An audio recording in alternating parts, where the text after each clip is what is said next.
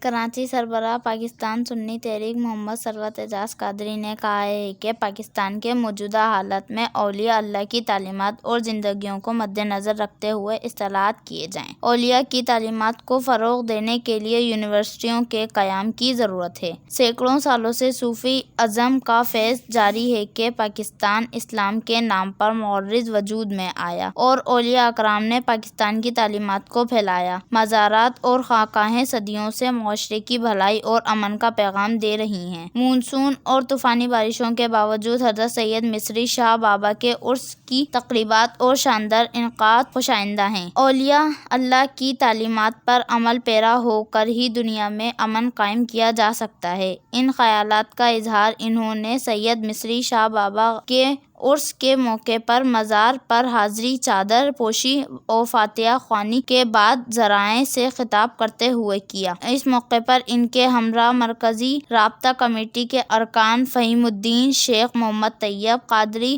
امیر کراچی کے علاوہ ایڈمنسٹر اوقاف منیجر بھی موجود تھے۔ ثروت اعجاز قادری کا کہنا ہے کہ مصری شاہ غازی بابا کی تعلیمات نفرت و انا حسد کینہ کو ختم کر کے محبت بھلائی امن اور انسانیت کے احترام کا درس دیتی ہے۔ غیبت کرنا اور جھوٹ بولنا اللہ عز و جل کو ناراض کرنا ہے۔ آج مصری شاہ بابا کے دربار پر عہد کرو جھوٹ نہیں بولیں گے اور غیبت نہیں کریں گے۔ مصری شاہ بابا کے مزار پر حاضری ضرور دو لیکن ان کی تعلیمات پر بھی مکمل عمل کرو۔ حضرت مصری شاہ بابا نے جس طرح انسانیت کی خدمت کی ہمیں ان کی زندگی اور آئیڈیل بننا ہوگا۔ اولیاء اللہ کے نقش قدم پر چلنے والا ہی سچا عاشق رسول اور اس کا شمار اللہ کے نیک بندوں میں ہوتا ہے۔